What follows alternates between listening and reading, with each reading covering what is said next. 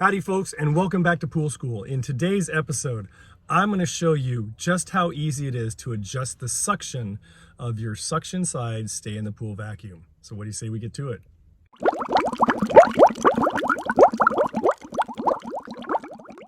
Alrighty, before we get started, I want to thank you once again for watching this video. Remind you to like it by clicking that thumbs up icon below this video. Also, remember to subscribe to my channel if you've not done so already, and share my channel with everyone you know who owns a pool so that they too can save a ton of money servicing their pool themselves. Lastly, don't forget to check out my website, poolschooler.com. poolschooler.com. It'll come across the screen right there for more money-saving, members-only content. Alrighty, before we head back to one of my clients' pools to go over how to adjust the suction on your stay in the pool suction side vacuum, I want to go over a couple things. Number one, I'm assuming that you understand the suction side of your pool equipment or your pool system. If you haven't seen my video on that, I'm going to put a link in the description below this video on understanding the suction side of your pool, because that will help you to know what valves I'm adjusting.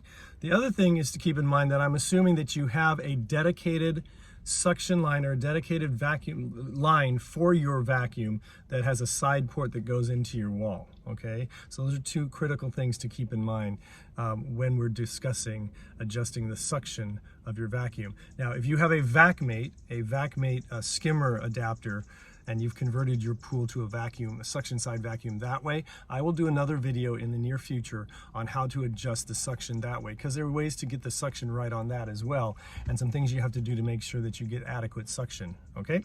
All right, but this one again is if you have a suction side vacuum that has a dedicated port.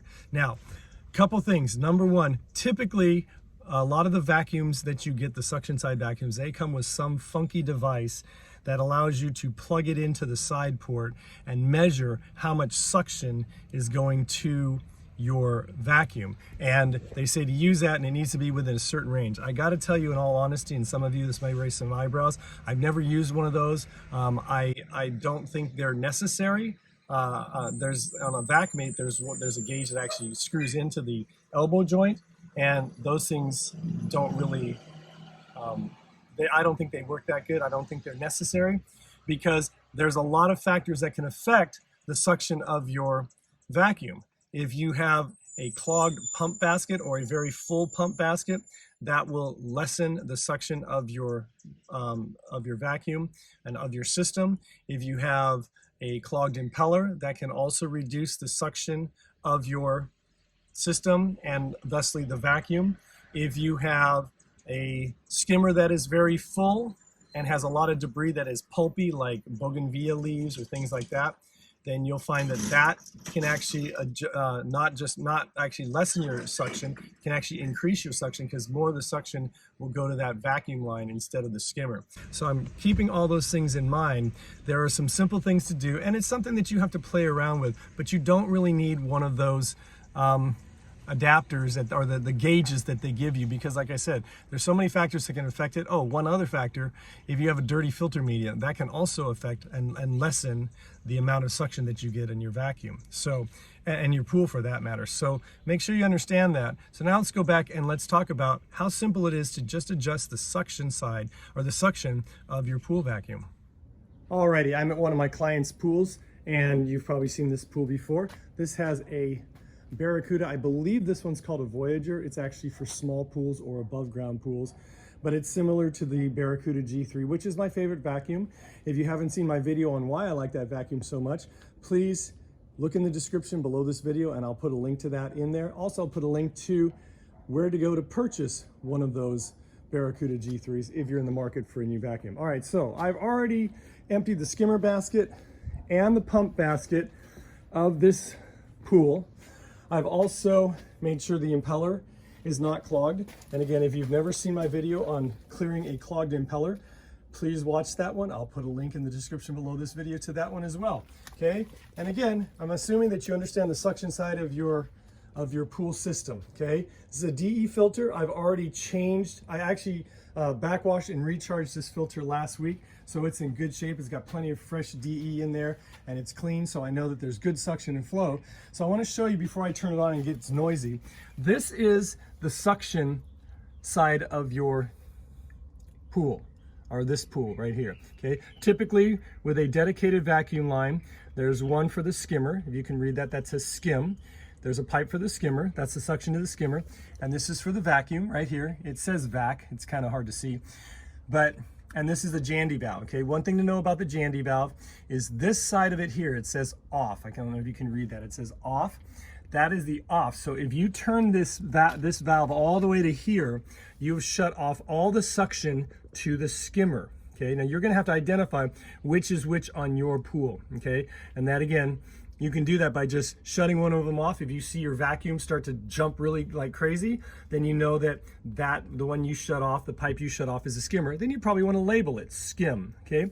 All right, and then vice versa. If you turn it all the way to the other side and you find that your vacuum stops moving, but your skimmer's got tons of suction in it, like you see that vortex inside the skimmer with the water pulling down, then you know that that side is your skimmer side too, okay? So label those once you find that out, okay? Typically, and I'm going to set it here. Now you notice it was set here, and that's the appropriate place for this one. But I'm going to set it here, and I want you to hear something. I'm going to fire the system up. It's going to take a second because I just emptied the pump valve, so it's going to take a moment for it to actually fire up. And it's a good time to have you listen. So you're listening to the pump right now, and you can hear it. And it was empty. The basket was emptied, so there's no water in there, and it's priming right now. And you will hear the tone of this thing change when it primes itself. It takes a moment or two, but you'll hear it. It'll start to draw water. And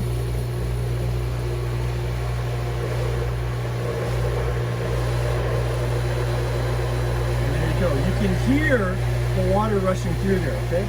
Now I'm gonna look out there and you can see the vacuum is moving pretty good, okay? Now here's where the adjustment comes. Let's say you watch your vacuum and it's not really getting up the wall very much. This one's actually getting up the wall. See how when it gets to the bottom, it starts to turn. And again, I have a weight, the recommended weight on one of the hoses close to the actual vacuum to help pull it down so it doesn't just climb the wall, okay? So I'd like that to go a little bit higher. So what I'm gonna do is I'm gonna come back to the suction side and my Jandy valve. What I'm gonna do is I'm gonna adjust it so that I get less suction to the skimmer, which is over here, and more suction to the vacuum. But I want you to listen carefully to the pump, and when it starts to strain a little bit, listen very carefully as I turn it.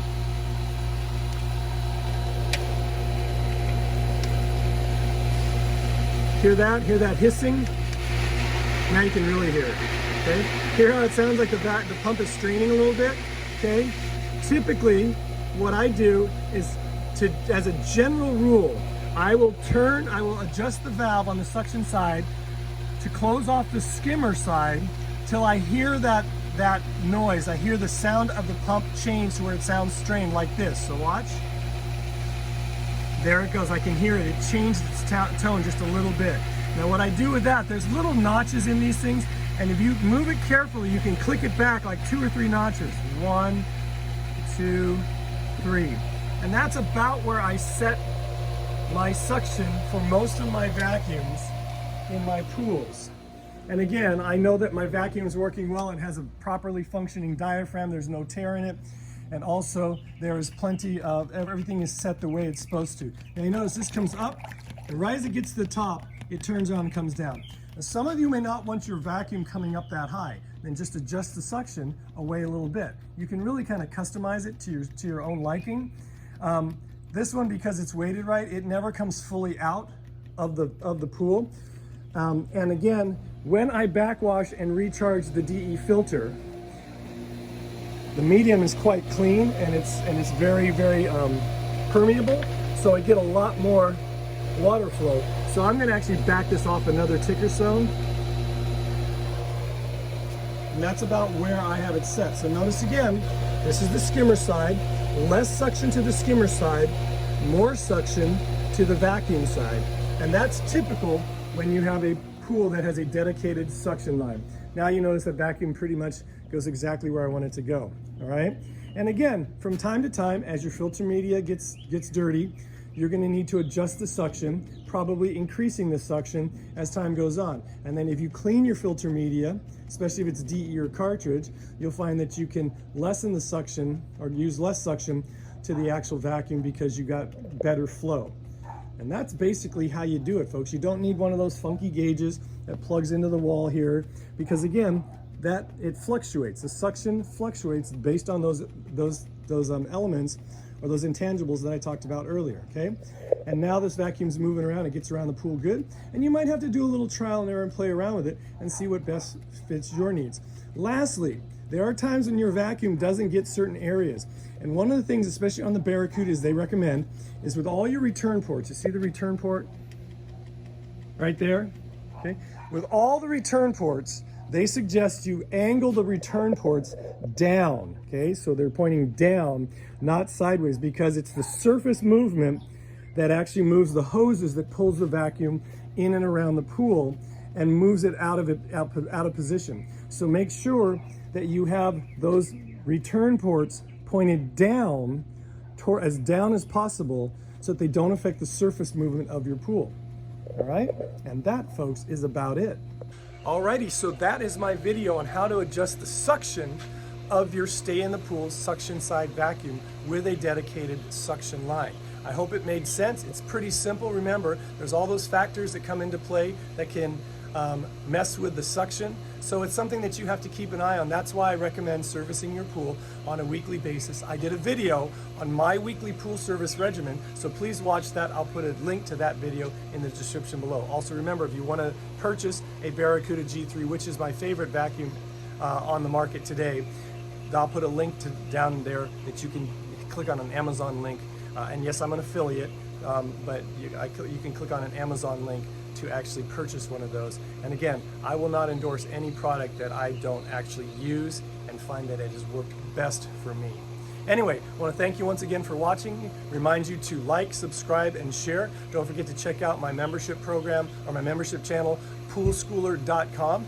And if you have any questions or comments, please feel free to put them in the comment section below this video, or you can email me directly. My email address will come across the bottom of the screen right here. It is kennypoolschool@gmail.com. Once again, kennypoolschool@gmail.com. Thanks again for watching. Remember, we're towards the end of the pool swim season, but if you have a pool, it's still a risk for anyone because you have a pool. So please remember to have fun, be safe, and always watch those kids and elderly folk and pets around water.